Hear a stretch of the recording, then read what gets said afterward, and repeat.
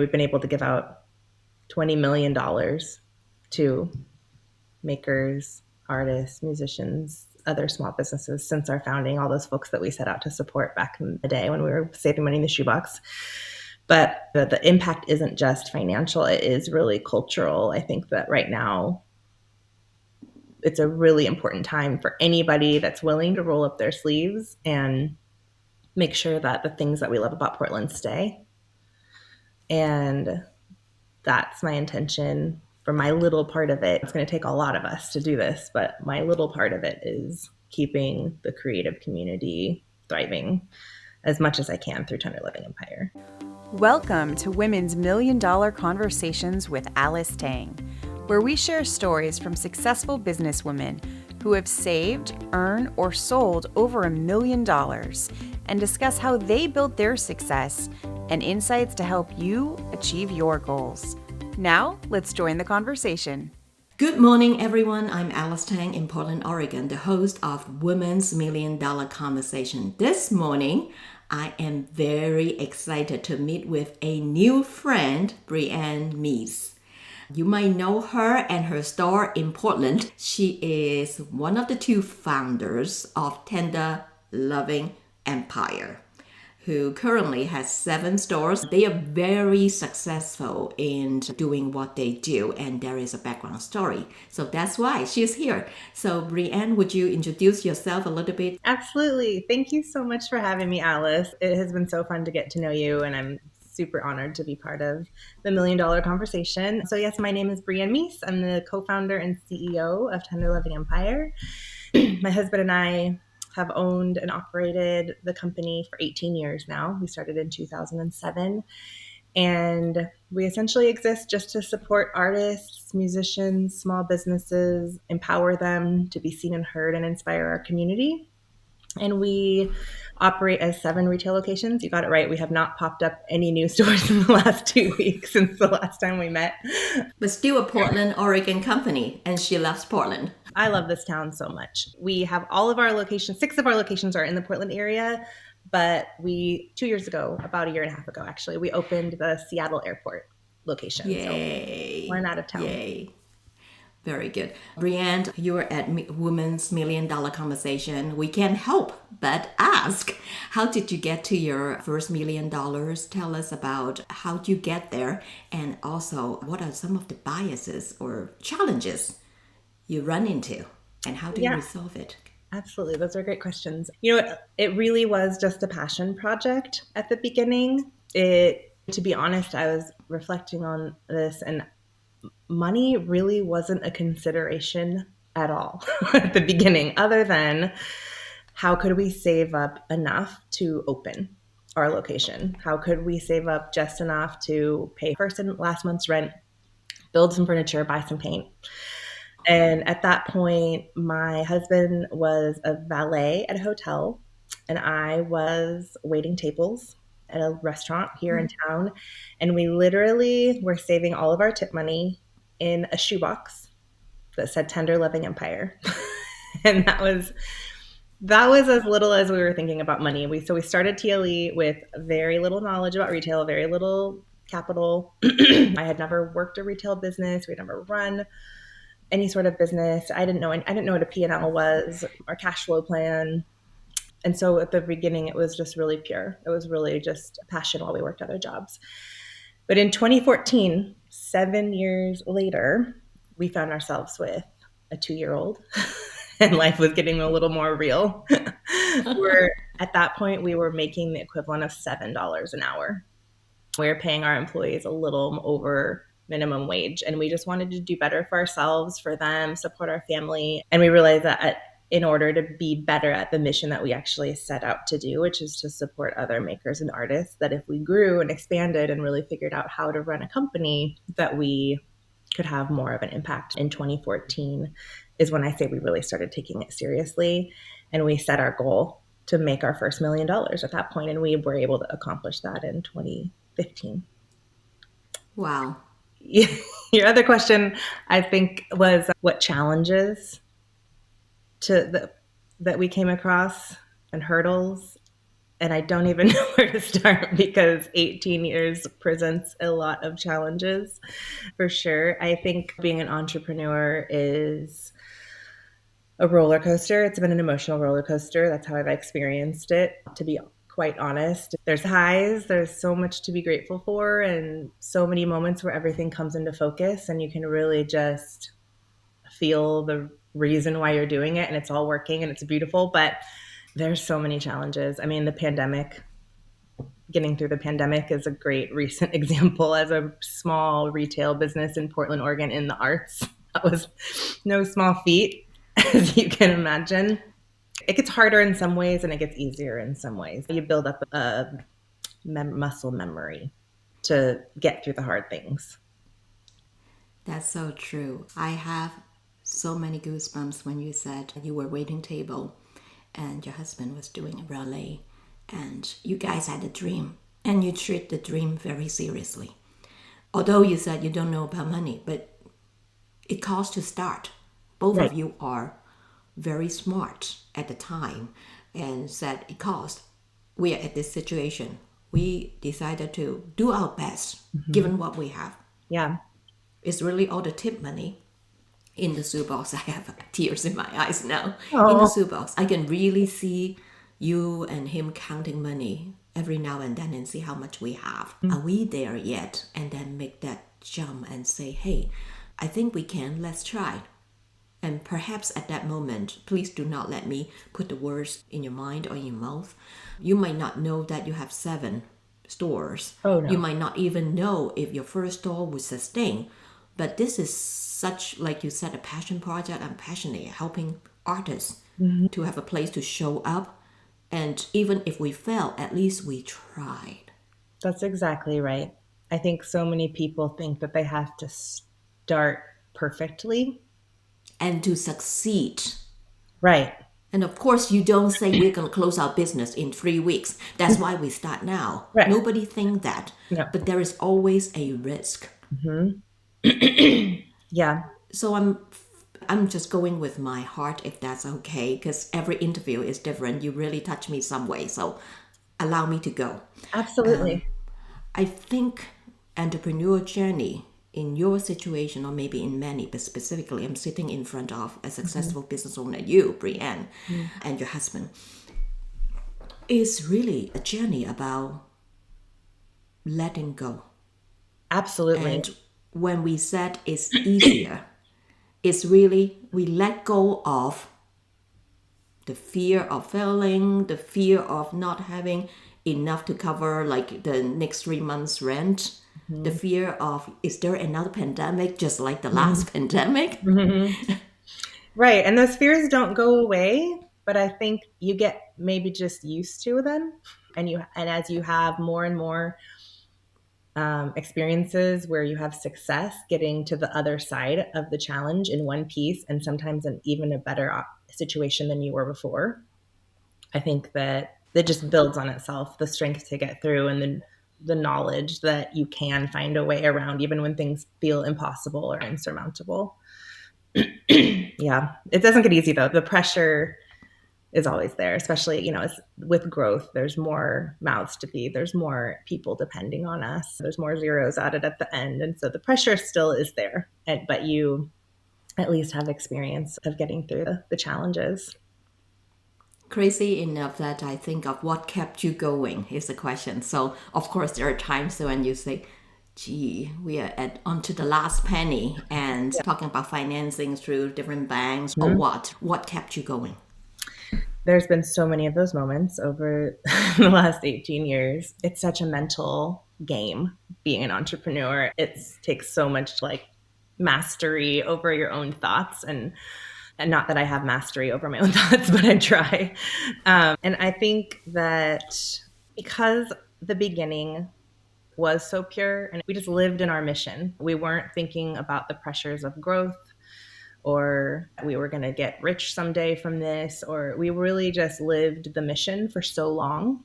I think a lot of founders jump right in and immediately have this pressure to grow and expand. And that's fine. That's a great path for some folks. But for us, that wasn't our experience. And so I think because we had those 7 years so deeply rooted in the why behind our company, we can go back to that. We had so many beautiful years before we were worried about growth that it just shapes how we navigate the hard moments. The other pieces are therapy. I've done a lot of therapy and I've read every self-help book in the world. And I have a great business partner who's my best friend. He's my husband too. So that presents its own challenges of running a company with your husband. But ultimately, he's kept me sane and kept my head in the game. And just talking to other entrepreneurs, other mentors that have had similar experiences. And that gives me the strength to know that I'm not alone. This is just the experience for entrepreneurs and I can get through it. Beautifully said. I'm counting numbers because I'm a number woman. Yep. I live in the world of numbers and look at a lot of others' numbers. And reflecting our conversation, it took you and your husband 8 years to get to your first million. Mm-hmm. And then from then, 18 years of business, you are now at 8 million. Mm-hmm. So you're 8 times that. Mm-hmm. The question I have in mind, and I'm sure the audience too, is how did you scale from 1 to 8 in the last 10 years? And within the last 10 years, we also have the pandemic. Mm-hmm. So could you share a little bit? Absolutely.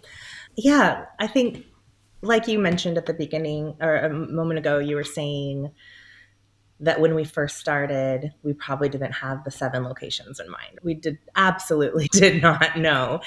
And I think sometimes when I talk to people, when they ask this question, how did you get here? It was step by step. It was one foot in front of the other, one day at a time. And that's really the only way I can explain it, that we opened our second location and we figured that out. And then we started seeing that there was better results for ourselves, for our family, for all of the vendors and artists that we set out to support. We were paying them bigger checks and we're really making a community impact. So we're like, why would we stop here? This is great. This is us fulfilling the mission. And this is us being able to do more for our community. So in 2014, we opened our second location and that was on Hawthorne. So our first location doesn't exist anymore. We moved to the West End location. Our second location was on Hawthorne. In 2015, we opened on Northwest 23rd. In 2017 was our first location at the PDX airport.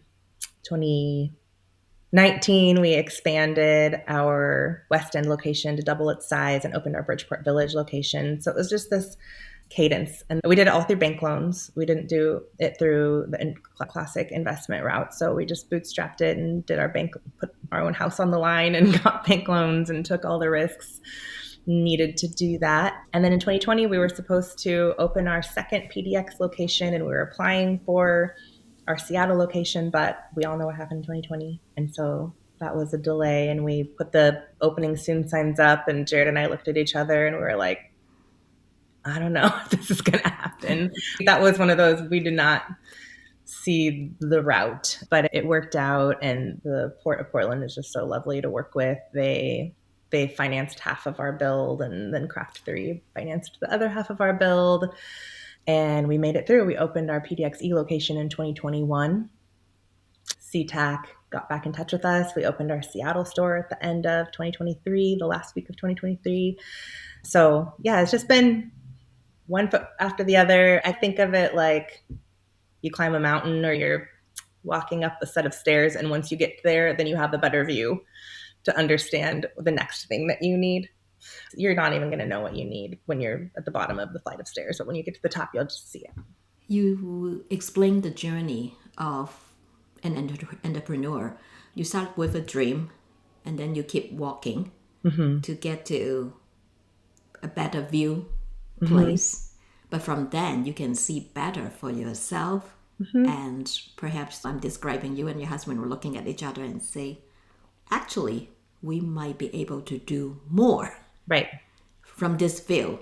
And let's see what resource we have or what help do we have in the community, including advisors from the closest entrepreneur that you have. And we have, the Ryan Buchanan, we have the Sue Embry, we have a lot of common friends who is in the support, or you belong to EO too. I'm sure that gives you a lot of power up. I did the accelerator program through EO. So I'm not in EO proper right now, unfortunately. I don't know why. I should be. I have so many friends that are, and it's so valuable. But we did the accelerator program in 2014, and I absolutely credit that experience as crucial in hitting that first $1 million that we're talking about today. And I say that was when I got my street MBA, because I majored in psychology. My husband majored in art and English. So we really had no business starting a business, but we learned it on the street. We learned it in real time, and EO was really helpful. And really, it took me like 7 years to realize that I could ask for help, that I could talk to other people who had gone before me, that other people had run retail companies before that I could get advice from.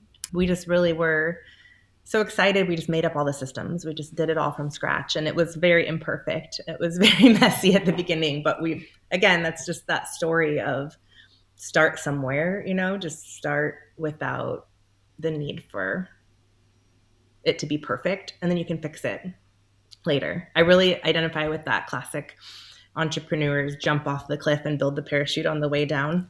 That's really been my experience. And look, you haven't died. Didn't die. And your life insurance company is happy too, right. because they are not paid. Exactly. Great. A lot of our audience are women, of course. This is Women's $1 Million Conversation. What advice would you give to them if they found themselves wanting to be an entrepreneur like you? I have so much advice for those folks, but I think it does just go back to, I see people frozen so often thinking that they need to know the whole plan, or they need to do things perfectly. I think back to the beginning when we were first starting, that we knew we wanted to start a record label. We knew we wanted to open a store, and we had all these other bigger visions of it, like an event space, which we have now, and maker spaces, et cetera. And we were like, we don't know how to do that. There's no way we could just do that. So we just thought of the first viable step. What is the very first step that we could do? And what we could do is Jared could record an album, and we could make our first CD. We could burn it on our CD burner and screen print the cover and glue it together and call it a record label. And from there, we were like, we can put out the work of another friend. And then from there, we were like, oh, there's a little off the beaten path, month to month, tiny little shop that we can do with very little risk. And we can try that out. I would just say, think of the first viable step, move in that direction, and then figure out the next step, and trust yourself that you'll be able to figure out the next step once you get there. So in conclusion, just think about the next step. Although you have your long-term goal in mind, as far as execution, focus on what's next. Yeah. Instead of being frozen by all the steps between now and 30 years later, when I have 30 stores in different countries. You'll be frozen. Exactly. That's debilitating. You don't need to know that yet when you first start. Very good. How do you use the money to leave a legacy and make an impact to the world? Now that I'm sure you are financially better off compared to when you're putting money in your shoebox. And you, of course, have beautiful children that you have great dreams and goals for them. Yeah. First of all, our entire business model exists to do exactly that. Our whole business model wouldn't be here if it wasn't about leaving a legacy for this town and supporting the artists and the other small businesses. So I think we just inherently do that. And I feel a real calling to do that it's kind of my life's work. It is my life's work. I keep telling people that since the pandemic, I've been saying that this is my civic duty. Like running Tender Loving Empire is really my civic duty, that while the world feels crazy, it's one thing that I can personally affect my immediate surroundings and the people around me to be able to do what they love for a living. And I think the impact of what we do is not just financial. We've been able to give out $20 million to makers, artists, musicians, other small businesses since our founding, all those folks that we set out to support back in the day when we were saving money in the shoebox. But the impact isn't just financial, it is really cultural. I think that right now it's a really important time for anybody that's willing to roll up their sleeves and make sure that the things that we love about Portland stay. And that's my intention for my little part of it. It's going to take a lot of us to do this, but my little part of it is keeping the creative community thriving as much as I can through Tender Living Empire. And in doing so, like you have said, it's not only financial. Of course, nobody lives without money, right? We're not like Right. one of those people who say, well, nothing, no money. But from getting the payout of the work that they do, the artists, I would imagine that it boosts their confidence. Yeah. And believing in what they do is an important part of the community and giving people some joy. Because when I look at art, I'm not an art person. That's all the art you can see. I'm not an art person at all. But when I go to a gallery, for example, I would just feel that, I feel calm.